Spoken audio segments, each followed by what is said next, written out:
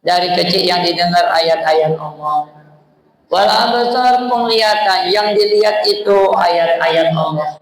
Berkumpul dengan uang-uang yang baik sudah dari kecil. Wal afidah, maka hatinya itu akan penuh dengan kebaikan-kebaikan. Karena otaknya sudah diinstal, sudah dimasukkan dari kecil kebaikan, maka tidak ada celah. Tidak ada celah lagi untuk melakukan keburukan. Kalau tidak mati di dalam otaknya ini, berarti bisa kita lihat kenapa anak-anak muda yang dia melakukan kejahatan, dia melakukan keburukan, karena dari kecil yang didengar keburukan, yang dilihat itu pun kejahatan, maka perbuatan dan hatinya itu pun keburukan. Ayah bunda yang dirahmati Allah, pada hari ini kita akan mengambil kisah dan juga kita akan mengambil pelajaran dari bukan cuma pribadinya yang menjadi terbaik, tapi dipilih Allah menjadi keluarga yang terbaik, yaitu Nabi Ibrahim alaihissalam. Inna mu'astafa Adam wa Nuh wa ala Ibrahim wa ala Imran ala alamin. Allah pilih cuman pribadinya Adam dewean, bukan termasuk keluarga Adam. Allah pilih Nabi Nuh dewean, tidak Allah sebutkan keluarga Nabi Nuh, tapi Allah tulis keluarga Ibrahim dan keluarga Imran, mereka itulah keluarga yang terbaik. Oleh apa keluarga Nabi Ibrahim ini menjadi keluarga yang terbaik? Ciri keluarga terbaik menurut Islam itu ada 3. Kalau kita pengen menjadi keluarga kita menjadi yang terbaik menurut Islam, 3 ini harus dipenuhi. Yang pertama yaitu pasangan. Suami dan istri menjadi suami yang soleh dan soleha. Dari pasangan turun ke anak, semua anaknya itu anak yang soleh dan soleha. Dari anak turun ke cucu, semua cucu-cucunya itu menjadi semuanya orang-orang yang soleh dan soleha. Kalau 3 ini sudah kita penuhi, maka kita menjadi keluarga yang terbaik. 3 ini sudah kita penuhi, kita menjadi keluarga yang terbaik menurut Islam. Dan kata kebahagiaan, dan kata cita-cita yang lain, kebahagiaan yang lain selain keluarga kita ini menjadi keluarga yang soleh dan soleha. Jabatan, harta itu terasosiasi. Jabatan yang tinggi, harta yang banyak, itu tidak ada nilainya, terasa hilang, tidak ada kenikmatannya pun akan hilang.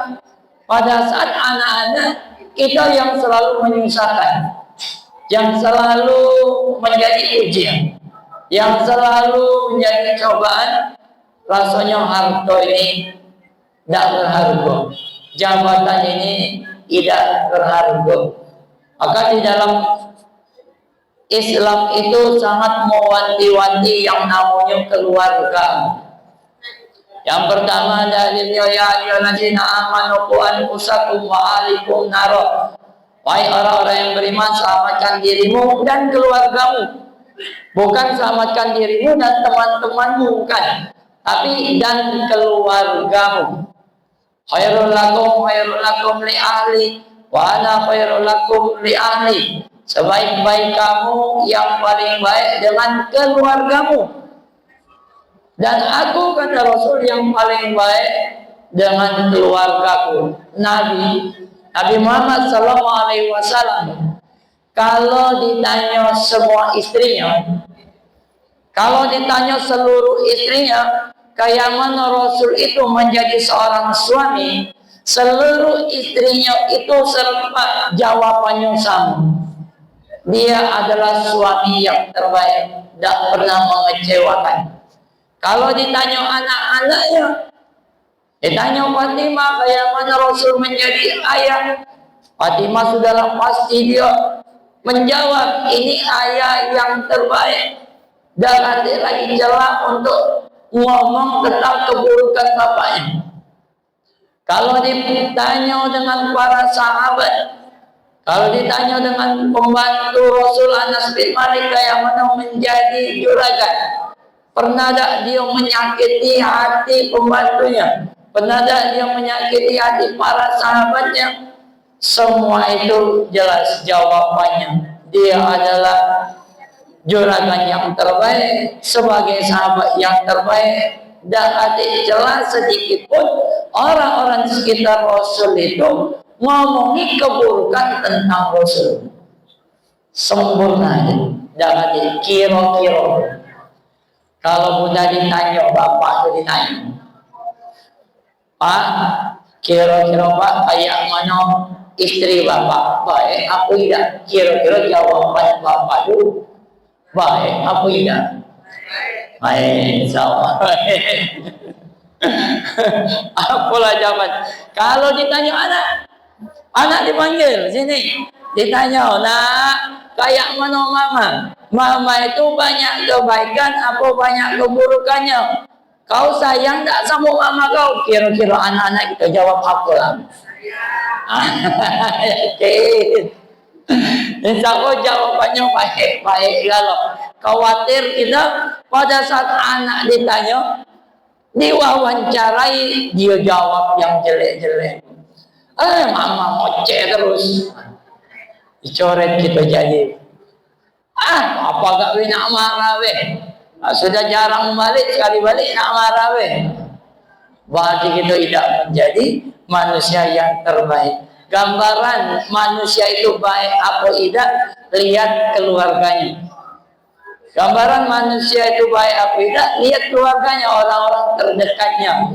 Seorang suami baik apa tidak, tanya istrinya. Seorang istri baik apa tidak, tanya suaminya. Seorang orang tua baik apa tidak, tanya anaknya. Anak ini baik apa tidak, tanya orang tuanya. Makanya para ustaz itu jarang ngajar ini. Oleh apa? Kayak ketahuan baru sifat asli suami di rumah. Nah ini dalil. Mapolah ustaz itu jarang ngajak bini. Nah inilah dalilnya. Lagi jemaah tuh nanya, kayak mana dia? Dia tuh sudah hilang jadi harga diri ustaz. Makanya jarang bawa ini. Ya udah yang dirahmati Allah. Nabi Ibrahim ini panduan. Nabi Ibrahim ini contoh.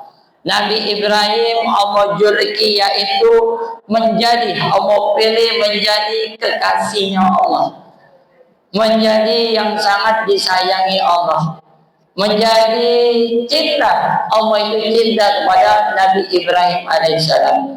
Yang pertama kita buka suratnya, surat An-Nisa, surat 4 ayatnya 125. Surat An-Nisa, surat 4 ayat 125. A'udzubillahi minasyaitonirrajim. Bismillahirrahmanirrahim. وَمَنْ أَحْسَنُ دِينًا مِّمَّنْ أَسْلَمَ وَجَهَهُ لِلَّهِ وَهُوَ مُحْسِنٌ وَاتَّبَعَ مِلَّةَ إِبْرَاهِيمَ وَحَنِيفًا وَاتَّخَذَ اللَّهُ إِبْرَاهِيمَ خَلِيلًا. Sadaqallahul azim. Silakan pada bacaan ini. Dan siapakah yang lebih baik agamanya daripada orang-orang yang ikhlas berserah diri kepada Allah, sedangkan yang mengerjakan kebaikan dan mengikuti agama Ibrahim yang lurus, dan Allah telah memilih Ibrahim menjadi kesayangannya. Sadaqallahul azim. Wattaqadallahu Ibrahim khalila, dan Allah memilih Nabi Ibrahim itu menjadi kesayangannya. Beda kalau kita sayang dengan anak, beda Allah itu sayang dengan hamba-hambanya. Pertanyaannya, Nabi Ibrahim ini disayangi Allah, apakah Nabi Ibrahim ini tidak dapat ujian? Ternyata semakin disayang Allah, semakin banyak dapat ujian. Kalau kita sayang sama anak, segalanya yang diminta anak kita kasih. Apapun yang diminta anak, dikasih. Suami sayang istri, apa yang diminta istri, dikasih. Kebalikannya pun kayak itu. Istri sayang suami, apapun yang diminta, diusahakan, dikasih. Tapi beda Allah itu sayang dengan hamba-hambanya. Bukti sayangnya Allah kepada hambanya pada saat hambanya ini meminta tidak langsung dikasih. Justru yang dikasih itu kebalikannya. Diminta yang dia minta ini yang menyenangkan. Yang dia minta doa hajat yang dia tunggu-tunggu yang menyenangkan. Tapi yang dikasih Allah itu kebalikannya, justru ujian-ujian. Justru yang tidak kita senangi.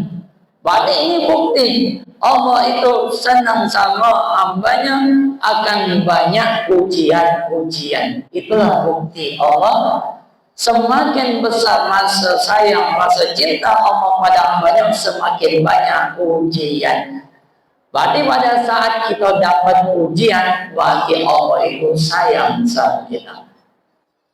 Kalau Allah tidak sayang lagi, itu dia dicueki Allah. Allah tidak peduli. Kalau kita tidak sayang lagi sama anak, kita tuh sudah cuek sama dia. Melakukan kesalahan tidak kita tegur. Kalau kita sayang dia tidak sholat, kita tegur. Bahkan kita marahi. Tapi kalau sudah tidak sayang lagi, dia tidak sholat, biasanya tidak kita tegur lagi. Bukti Allah kepada Nabi Ibrahim, yaitu banyaknya ujian-ujian, dan bukti Allah sayang sama hambanya, walaupun banyak ujian, tapi dilindungi oleh Allah. Ujian datang, dapat perlindungan. Ujian datang, dapat petunjuk. Salah satu bukti bahwa Allah sayang sama Nabi Ibrahim, dilindungi oleh Allah Nabi Ibrahim ini, yang tadinya api itu panas jadi dingin. Yang tadi api itu panas jadi dingin, dilindungi oleh Allah. Orang-orang yang beriman disayangi oleh Allah, dicintai oleh Allah, maka dia dapat perlindungan. Ada ujian tapi dilindungi Allah, ada cobaan, ada persoalan tapi dilindungi oleh Allah. Dan bukti lagi bahwa Allah sayang sama Nabi Ibrahim, diriwayatkan Nabi Ibrahim ini dia tidak dicabut nyawanya kecuali dia dewek yang minta. Jadi Nabi Ibrahim tidak mati-mati kalau dia tidak minta mati.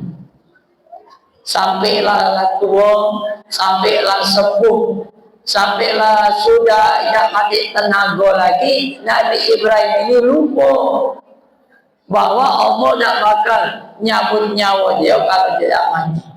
Suatu hari dikirimlah malaikat yang menyerupai manusia ke rumahnya Nabi Ibrahim. Nyampe di rumah Nabi Ibrahim, disuruh masuk, ngobrol. Di antara obrolan itu yang malaikat menyerupai manusia tadi, dia ngomong. Apa dia ngomong? Kalau sudah tua, lah sudah banyak, lah sudah dapat manfaat, kayaknya kematian itu lebih baik daripada hidup. Dengan ucapan yang kayak ini, maka Nabi Ibrahim ini sadar, oh iya, kalau aku tidak bakal dicabut nyawa kecuali aku minta. Tapi ini jangan diomongin juga sama orang yang sudah tua.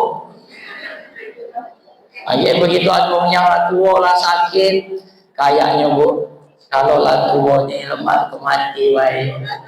Singgung dia, apa dia maksudkan itu? Nah ini isyarat bahwa Allah itu tidak pernah ingkar janji. Allah itu tidak pernah ingkar janji. Kalau sudah berjanji kepada Nabi Ibrahim, janji ini harus ditunaikan. Kesayangan Allah Kalau pengen ayah bunda menjadi kesayangan Allah, kekasih Allah, maka siap-siap akan banyak ujian-ujian. Semakin meningkat ketakwaan, semakin banyak ujian-ujian. Semakin kuat beriman, iman kita semakin kuat, semakin banyak ujian-ujian.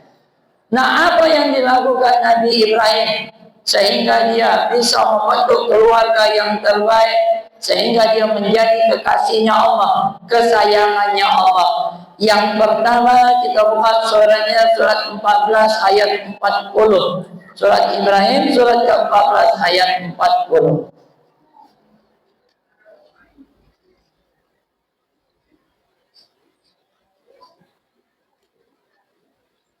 Silakan benar. Bismillahirrahmanirrahim. Rabbana ja'alni muqimas sholawati wa min dzurriyyati Rabbana wa taqabbal du'a. Ya Tuhanku, jadikanlah aku dan anak cucuku orang-orang yang sedang berdiri sholat. Ya Tuhan kami, perkenankanlah doa kami. Sadaqallahul adzim. Yang pertama Nabi Ibrahim yaitu Rabbi ja'alni muqimas shalah, ya Tuhanku jadikan aku. Yang pertama itu perbaikan diri. Nabi Ibrahim dia bukan sibuk untuk memperbaiki pasangannya, bukan disibukkan memperbaiki anaknya, tapi Nabi Ibrahim itu menyibukkan dirinya supaya memperbaiki dirinya dewek.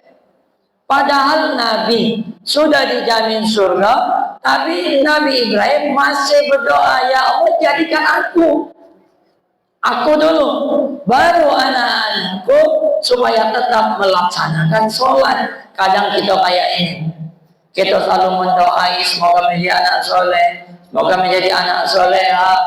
Kita mendoai semoga suksesnya, semoga beriman, bertakwa, hafal Quran. Tapi kita tidak pernah minta, ya Allah jadikan aku supaya aku menjadi orang yang soleh, supaya aku menjadi orang yang soleha, supaya aku hafal Quran. Kita tidak pernah minta untuk kita dewe. Selalu mendoai orang lain, tapi kita tidak minta. Berarti fokus kita ke orang lain, fokus kita ke anak, bukan melakukan perbaikan diri, tapi fokus kita melakukan perbaikan orang lain. Contoh ada ustaz atau ustazah, ustaz dan ustazah itu dia menjelaskan kewajiban suami ini, kewajiban istri ini. Yang dicatat itu kewajiban suami atau kewajiban istri?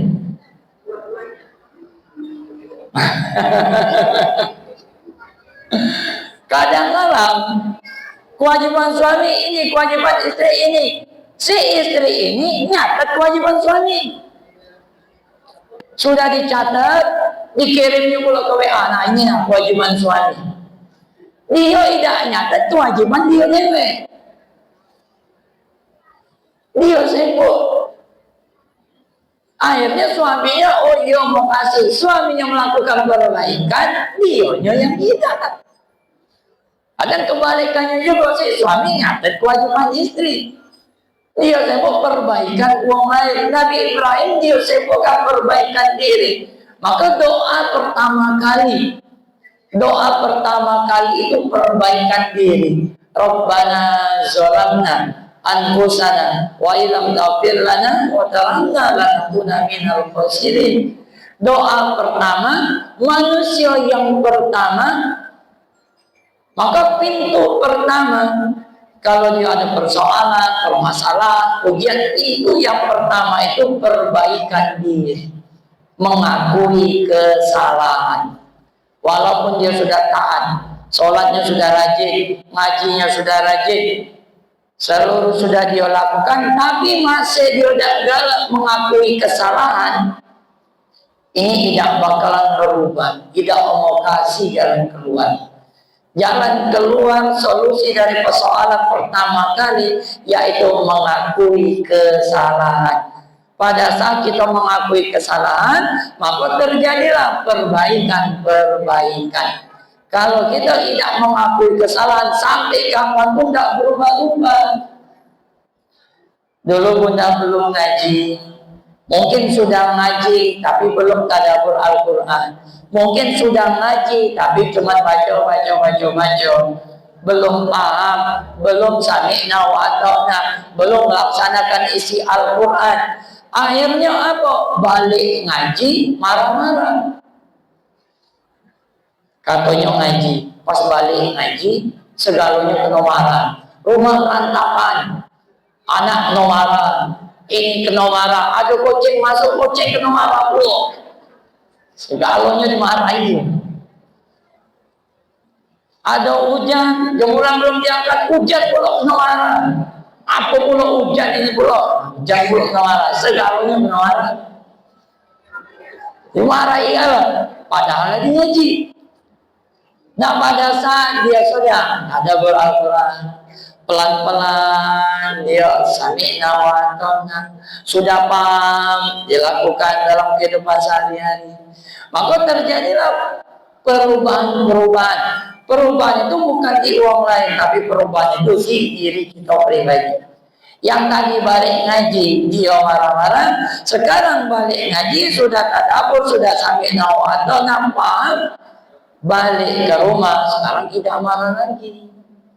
Begitu rumah berantakan, alhamdulillah, pinter-pinter anak aku ini, cerdas anak aku, alhamdulillah. Kan ada perubahan. Ada perubahan. Kalau sudah bertahun-tahun ngomong balik ngaji tapi mana? Ngomong balik ngaji belum bisa mengendalikan emosi. Suami curiga, laki curiga, ngaji ini anak beridaman. Madai balik ngaji, tapi marah-marah. Kan bertolak belakang apa yang dipelajari? Yang kena siapa? Yang kena ustaznya. Ustaz siapa kamu tuh? Yang kena ustaznya. Tidak usah lagi kamu sama ustaz itu, berarti ada yang salah ngaji. Dan ada perubahan. Yang pertama yaitu perbaikan diri. Pelan-pelan kita berubah. Fokus kita bukan di luar, fokus kita ada di dalam diri kita dewe. Inilah yang dilakukan Nabi Adam dan Hawa. Dia mengakui, sama-sama mengakui kesalahan. Nabi Adam diturunkan di daerah India, Hawa diturunkan di daerah Arab, bisa ketemu. Kalau kita berpikir, kayak mana bisa ketemu? Dulu kan belum ada share lokasi. Awal, coba share dulu apa namanya? Mana kok bisa ketemu? Kalau sama-sama mengakui kesalahan. Yang pertama yaitu perbaikan diri. Semua ayat-ayat Allah yang kita pelajari itu untuk kita dewe, bukan untuk uang lain. Begitu kita baca ayat 1, oh ini berarti Allah negur aku. Mau ayat ini, oh ini negur aku. Kita dulu yang melakukan perbaikan. Yang kedua, setelah kita melakukan perbaikan diri, Nabi Ibrahim itu diuji lagi. Nabi Ibrahim diuji. Apa ujian Nabi Ibrahim? Yaitu Nabi Ibrahim diuji cintanya. Apakah Nabi Ibrahim mencintai istrinya daripada Allah? Mencintai anaknya daripada Allah? Diuji oleh Allah. Kita buka surahnya. Surat ke-9 ayat 24. Suratnya 9 ayatnya 24. Silakan.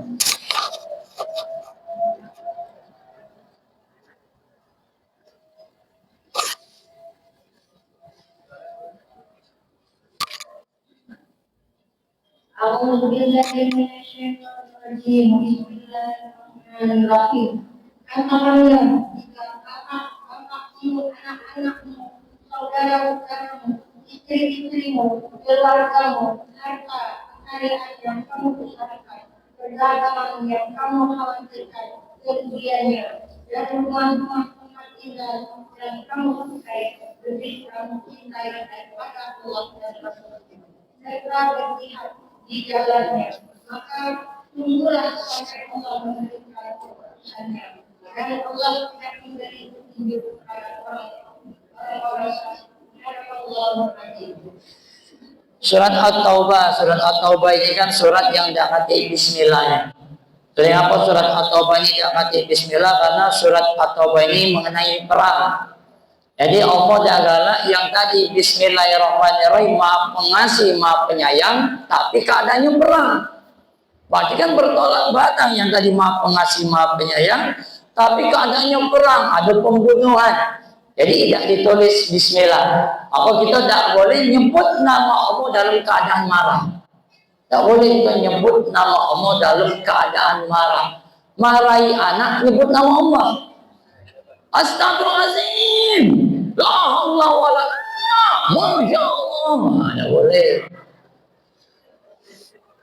Itu bukan marah syariah. Jangan dia main, oh solehannya rumah ini masih nak nyebut nama Allah. Tidak.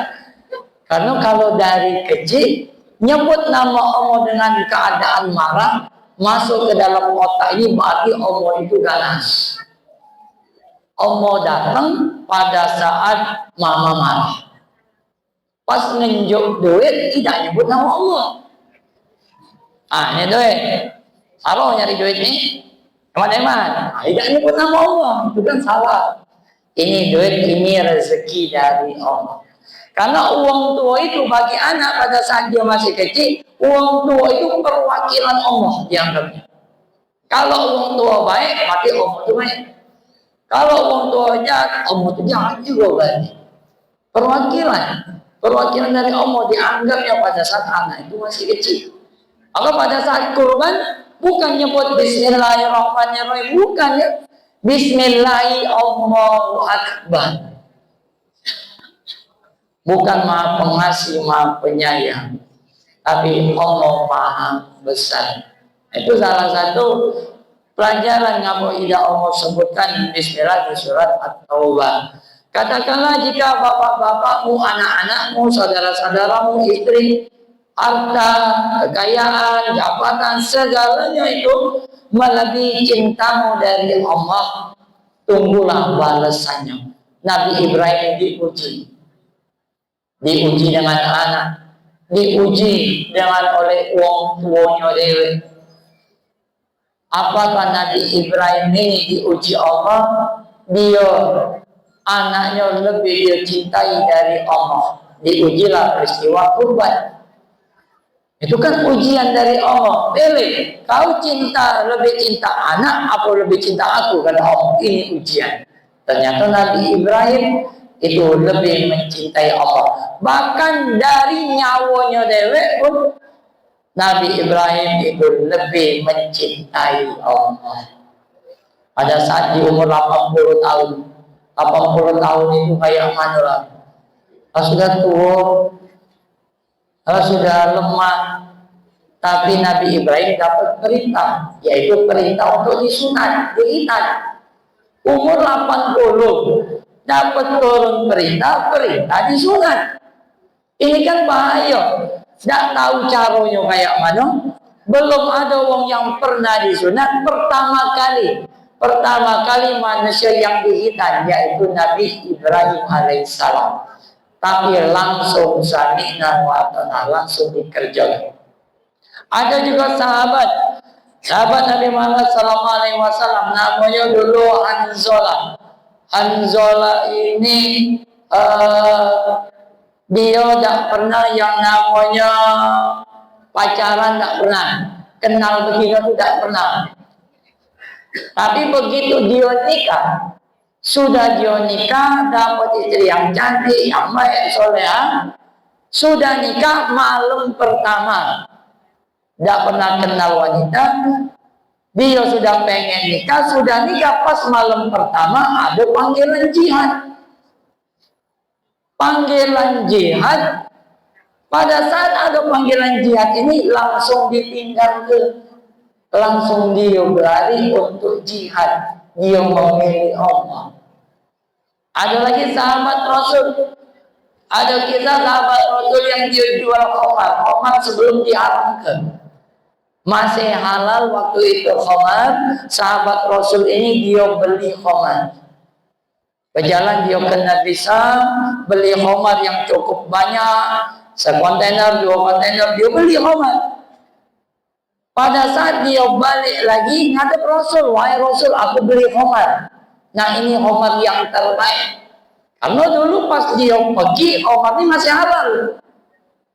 Dikasih ke Rasul, tapi apa kata Rasul? Wahai sahabat, apa kau tidak tahu bahwa sekarang khamar itu sudah haram, tidak boleh lagi. Oh, aku tidak tahu, kata sahabatnya, aku baru tahu ini bahwa khamar sudah haram. Terus kayak mana? Kalau kayak itu, seluruh khamar yang sudah aku beli tadi, bahkan harganya ratusan juta tadi, aku buang ke. Karena ini perintah Allah, tidak kati negosiasi. Mungkin kalau kita kan nego dulu, lah tanggung ya Rasulullah beli. Habis kini kan masih nego dulu rugi. Ratusan juta lah sudah dibeli untuk modal, tiba-tiba haram. Sahabat Rasul itu tidak mikir-mikir, langsung dibuang. Nah ini salah satu turunan dari cintanya Nabi Ibrahim ke Allah, turun ke sahabat, turun ke ulama, ya mungkin turun juga ke kita. Yang tadi sibuk-sibuk di rumah, ada panggilan ngaji, majelis taklim, tinggal dulu di rumah. Nah itu kan sebagian kecil bahwa aku ya Allah lebih mencintaimu dari apapun. Bunda di sini kira-kira di rumah itu kata gawe lagi ya? Banyak kan? Banyak. Jadi kita hadir di sini bukan tak kata gawe. Banyak gawe itu. Karena cinta kita sama Allah, kita tinggalkan dulu gawe-gawe yang lain. Karena banyak yang nyangkut, yang majelis taklim itu kata gawe lagi.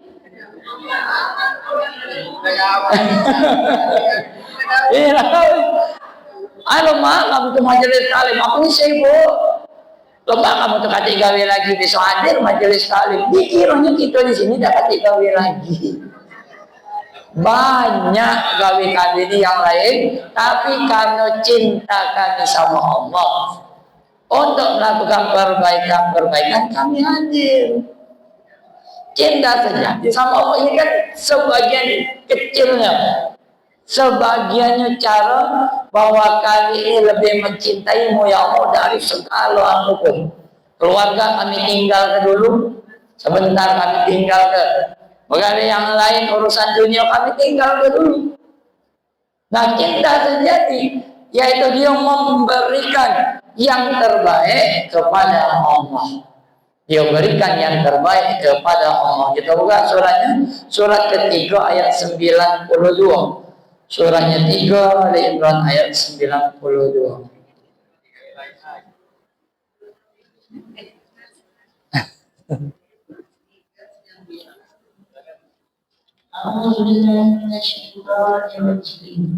Bismillahirrahmanirrahim. Kamu tidak akan memperoleh banjiran sebelum kamu menginfakkan sebagian harta yang kamu cintai. Dan apapun yang kamu infakkan tentang hal itu, sungguh Allah Maha mengetahui. Shadaqallahul azim. Kamu tidak akan memperoleh kebajikan yang sempurna sebelum kamu menginfakkan, memberikan kepada Allah yang kamu cintai, yang kamu sayangi. Kalau dia berinfak karena alasan yang lain, itu belum tentu. Apa alasan yang lain? Mungkin dia nak menjuk baju. Alasannya apa? Karena lemari lah penuh. Ini sedekah kebaik apa? Ada muat lagi lemari kita ini. Nah itu berarti belum cinta sejati. Karena alasan yang lain, bukan barang yang dia sayangi. Maka kita itu sekali-sekali menginfakkan, memberikan yang kita sayangi, yang kita cintai. Apa buktinya? Begitu kita berinfak barang yang kita sayangi, ada rasanya bergetar, gemeter. Bahkan bisa jadi meneteskan air mata. beratnya nak ngenjuk ke ini, tapi ini karena Allah aku kasih. Sekali-sekali boleh, tapi jangan setiap hari, setiap bulan, jangan habis dalam di rumah. Sekali-sekali, momen-momen Ramadan setahun sekali ini yang aku sayangi, banyak sejarahnya. Oh, ini beratnya. Pertama kali aku beli inilah, nah sekali-sekali kita kasih itu. Itulah bukti cinta sejati itu kepada Allah. Ini bukan yang tangguh-tangguh, bukan pilih-pilih. Apa yang kita cintai, yang kita sayangi. Nabi Ibrahim diuji. Anak yang dinanti-nantikan, anak yang ditunggu-tunggu, yang sangat disayangi Nabi Ibrahim diminta oleh Allah. Diuji, apakah engkau lebih mencintai anak daripada Allah? Atau kau lebih mencintai Allah daripada anak? Ternyata Nabi Ibrahim lulus ujian dari Allah Subhanahu wa Ta'ala. Yang kedua yaitu cinta sejati itu bukan sama barang, bukan sama jabatan, bukan sama manusia. Cinta sejati yang diajarkan Nabi Ibrahim yaitu kepada Allah Subhanahu wa Ta'ala. Yang selanjutnya, apa yang dilakukan Nabi Ibrahim, yaitu Nabi Ibrahim ini memilih pasangan. Kalau pasangan ini menentukan jalan kehidupan. Ada yang dia, si suami dia udah kata keahlian, kalau nikah pasangannya pintar keluar keahliannya. Tapi ada kebalikannya, yang tadi dia ahli, sudah pintar, sudah sukses, dia nikah salah pasangan, habis hartanya habis, jabatannya hilang. Itu bisa terjadi karena salah memilih pasangan. Kita buka suratnya, surat ke-25 ayat 74. Surat 25 ayat 74.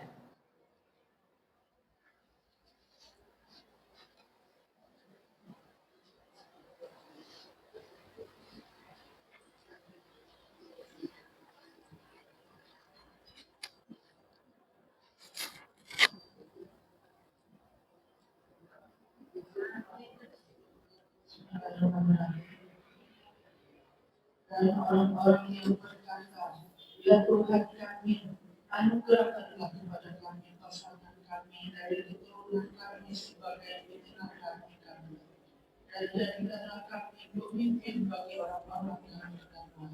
Saudara-saudara, ya Tuhan kami, anugerahkan, berilah kami pasangan dulu, pasangan yang baik, suami dan istri soleh dan soleha, barulah turun anak-anak yang soleh dan soleha. Dari pasangan yang baik, si bapak ini soleh, ibunya soleha, maka lahirlah anak-anak yang soleh dan soleha. Kalau dari pasangan baik ini belum baik, sulit untuk membentuk anak yang soleh dan soleha. Si ibu selalu cerita kejahatan suaminya sama anak. Kayak mana anak nak menghormati bapaknya. Kan Nabi Ibrahim Hajar, seorang istri Hajar tidak pernah dia bercerita. Ditinggalkan di tempat yang buruk, ditinggalkan di tempat yang tidak menyenangi. Tapi Hajar sebagai istri tidak pernah menjelek-jelekan suami atau ayah di hadapan anaknya, yaitu Nabi Ismail alaihissalam. Kamu buka lagi surahnya, surat ke-14 ayat 37. Surah yang 14 ayat 37.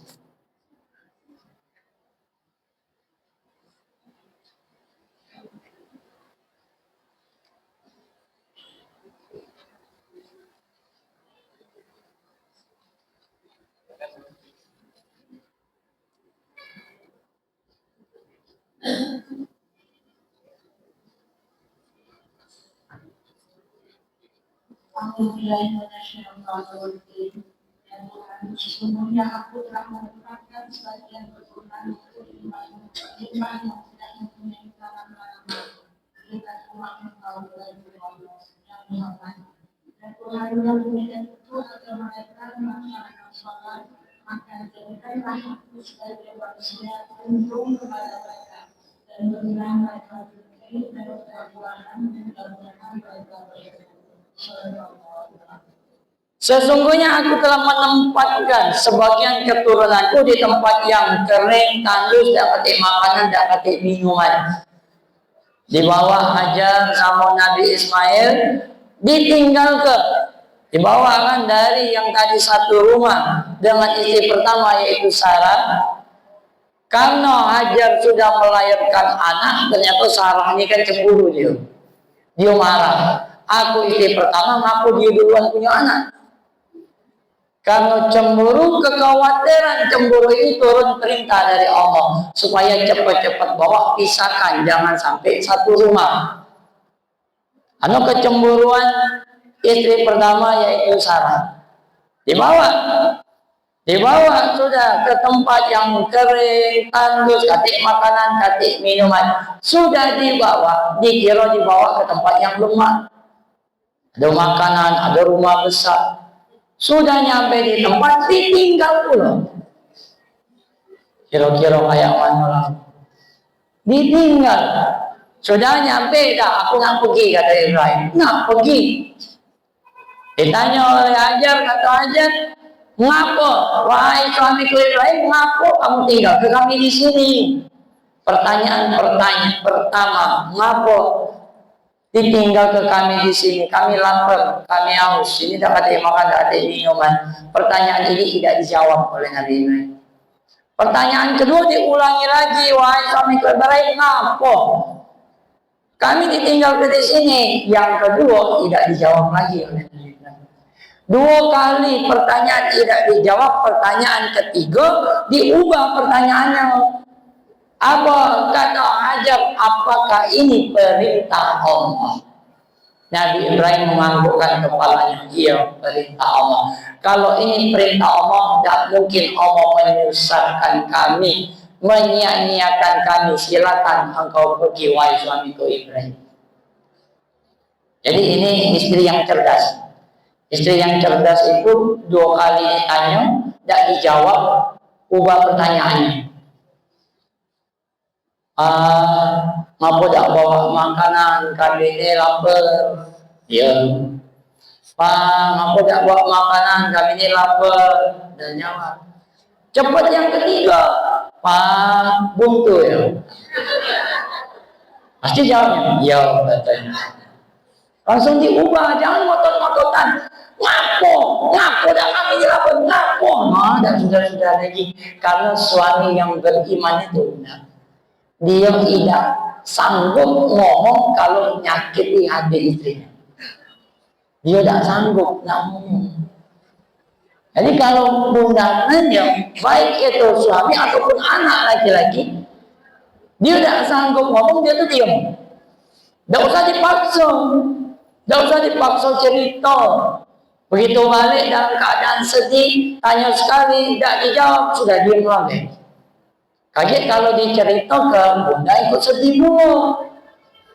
Bukan solusi didapatkan, malah ikut sedih. Yang ada sedih ataupun marah pula. Jadi inilah suami yang beriman itu dia tidak sanggup. Nabi Ibrahim tidak sanggup. Kalau ngangguk itu jawabannya panjang. Tapi kalau cuma menganggukkan kepala, dia bisa.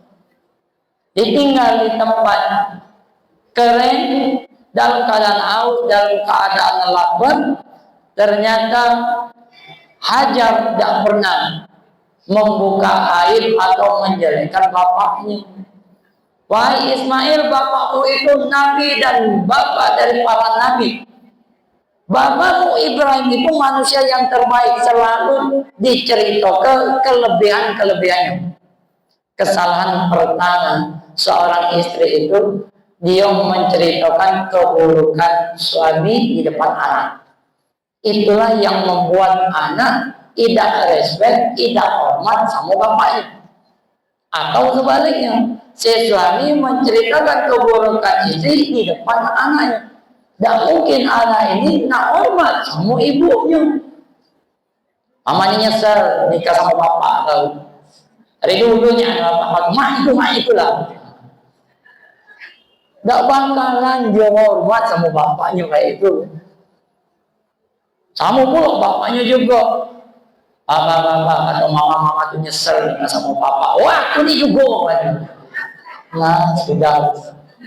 Dah bakal dia berbakti. Ada kisah seorang anak dia TK. Begitu ditanya guru TK-nya kakek besar nak jadi apa? Aku nak jadi tentara kayak papa. Dikit-dikit tentara kayak papa. Oh, anak itu hebat. Pokoknya aku tentara kayak papa. Ditanya itulah jawabannya. Gurunya ini penasaran. Sekali-kali ajaklah. Wong tua papa kau ajak dulu ke sini. Ibu nak ketemu. Apa kata anak ini? Kata anak ini, aku tak pernah ketemu papa. Papa sudah meninggal. Aku tak pernah ketemu. Tahu dari mana anak ini kalau bapaknya ini baik, bapaknya ini hebat, itu tahu dari mana? Dari emaknya. Nyerito ke yang baik, tidak pernah ketemu. Walaupun tidak pernah ketemu, anaknya berbakti sama bapaknya. Anaknya respect sama bapaknya. Maka itulah guna libasul pembantu libasul laun. Suami itu menjadi pakaian istri, itu menjadi pakaian suami. Ajar dalam keadaan susah, dalam keadaan yang tidak menyenangkan, tidak pernah sedikit pun bercerita keburukan tentang Nabi Ibrahim di depan anaknya. Inilah pasangan yang terjadi, yang sejati. Dia tidak pernah cerita yang jelek-jelek pasangan di depan anaknya.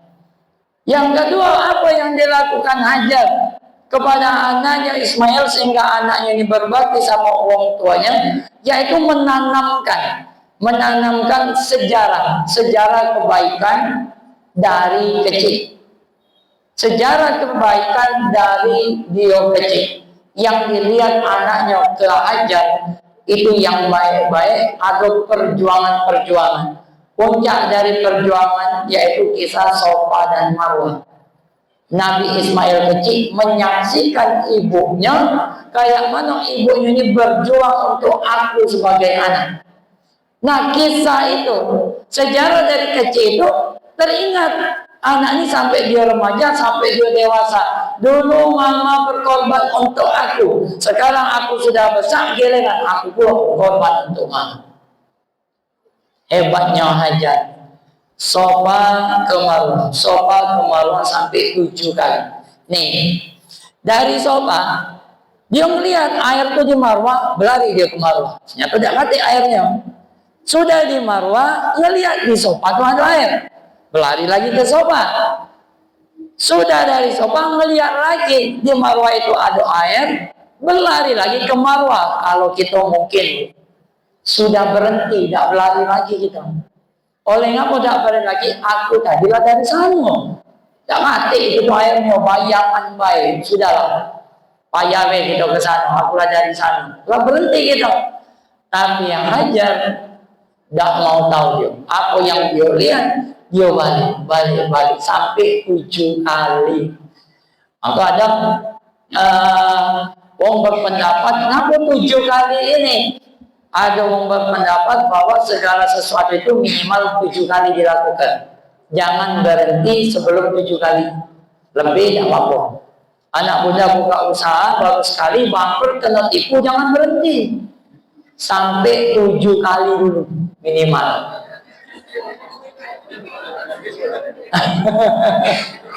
Sampai 7 kali. Kadang kan kita langsung berhenti. Sudah lagi omongi pulau, berhentilah bola. Padahal itu sudah berjalan selangkah. Kalau dulu ada Regina, pemenang Indonesian Idol, juara Indonesian Idol yang keberapa itu, begitu diwawancara, sudah berapa kali? Aku sudah 7 kali ngikut ini baru juara. Seandainya dia 6 kali berhenti, tidak juara. Presiden Bawowo, berapa kali dia belok? 5 kali. 5 sekali itu 5 tahun. Nunggu 25 tahun dulu baru jadi. Ada lagi uang yang cerita dia mecah ke batu, Mecah ke batu, uang ini mukul sampai 100 kali, batu ini tidak pecah-pecah. Begitu kawannya mukul, 3 kali pecah. Ditanya, ilmu apa kawannya? Aku 100 kali tidak pecah-pecah. Kau 3 kali pecah. Aku katanya, itu bukan ilmu. Sebenarnya kau tuh bisa sedikit lagi, tinggal 3 kali lagi. Tapi lah mundur duluan. Ada lagi dulu. Punya tahu tak dulu ada minuman. Minuman itu 7 up, 7 up. Ada buat pagi tidak jauh juga kita angkatannya. Itu kan sejarahnya yang buat 1 up, gagal, 2 up, 3 up, 4 up, sampai 6 up dia berhenti. Diembek oleh kawannya diteruskannya 7 up langsung sukses. Sama dengan doa. Ternyata doa itu berjalan. Doa itu berjalan. Kalau kita dari sini mungkin nak ke Pelaju, naik sepeda, butuh ayunan sampai 100 kali. Kalau kita sudah 99 kali belum nyampe Pelaju, tinggal sekali lagi. Jangan pernah berhenti. Jadi manusia itu ada jatah gagalnya, ada jatah. Begitu di hari ini bangkrut susah, lama-lama jatah itu habis. Begitu sudah habis, apa yang dibuat sukses, apa yang dibuat jadi. Itulah yang dilakukan, yaitu mengejar, tidak pernah berhenti dia berlari. Yang pertama yaitu tadi, tidak pernah nutup aib. Pasangan harus menutup aib masing-masing. Suami tutup aib istri, istri tutup aib suami. Yang kedua, membentuk seorang pasangan itu tanamkan sejarah kebaikan sejak dulu kecil.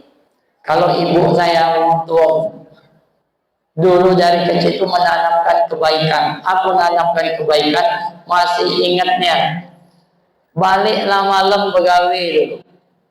Tapi tidak pernah lepas. Aku tidak pernah lepas susu di pucuk meja.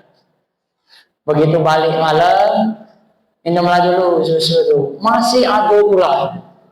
Sudah malam-malam. Nah itu sejarah kebaikan.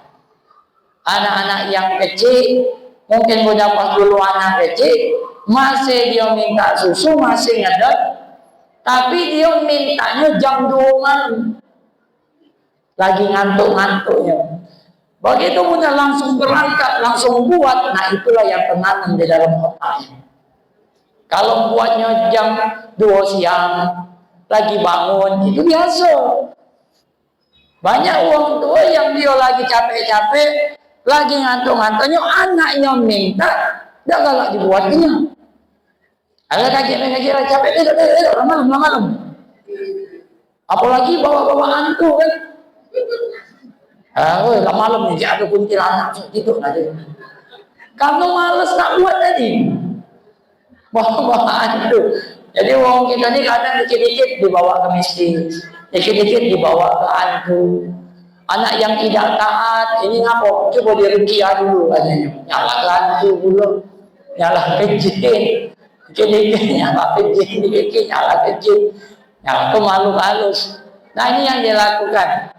Satu lagi terakhir, yaitu apa yang dilakukan Nabi Ibrahim. Tadi dia sudah menutup air, yaitu tanamkan sejarah yang baik sejak kecil. Sejak kecil ditanamkan sejarah kebaikan-kebaikan, maka dia pada saat dia besar, dia akan menjadi anak yang berbakti. Baru teringat di dalam otaknya, dulu mama berjuang, papa berjuang, sekarang giliran aku. Yang terakhir yaitu adanya komunikasi dengan anak. Kita buka surat 37 ayat 102. Suratnya 37 ayatnya 102.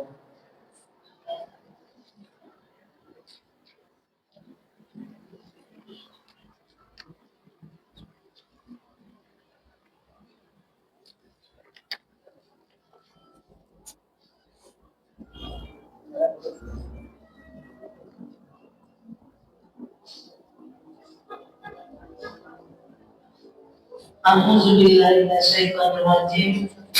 Maka ketika anak itu sampai pada umurnya, sanggup berusaha bersamanya Ibrahim, katakanlah wahai anakku, sesungguhnya aku bermimpi bahwa aku menyembelihmu, maka pikirkanlah bagaimana pendapatmu.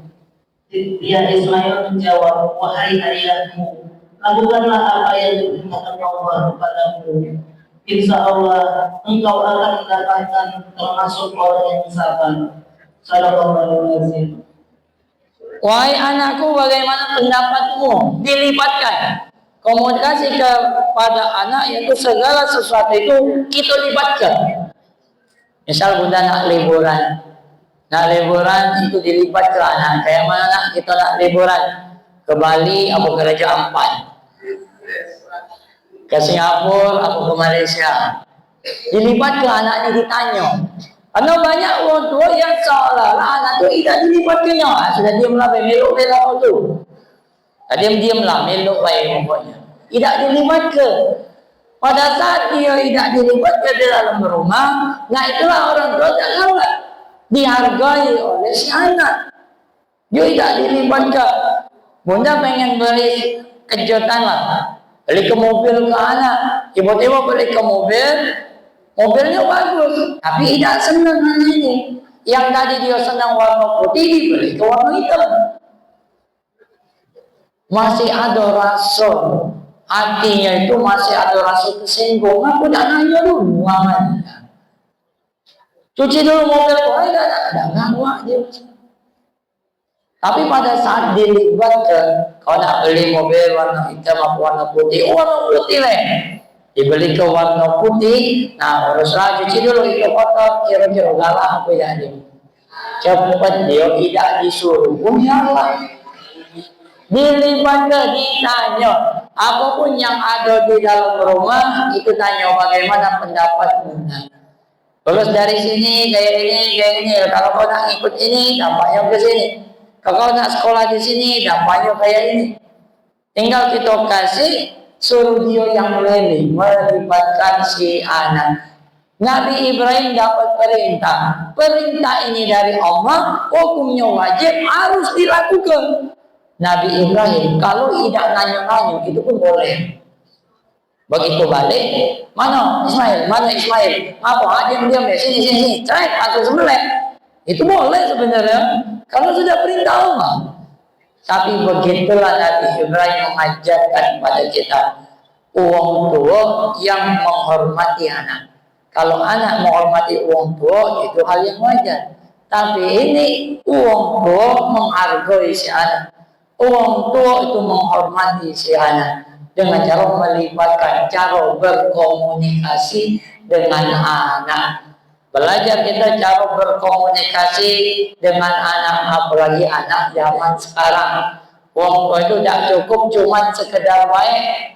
Tidak cukup baik, setiap wong tua itu baik kalau pasti. Tapi ada wong tua yang baik, anaknya benci sama wong tuanya. Tidak cukup cuma sekedar baik, tapi kita bisa berkomunikasi dengan si anak. Nah inilah secara singkat.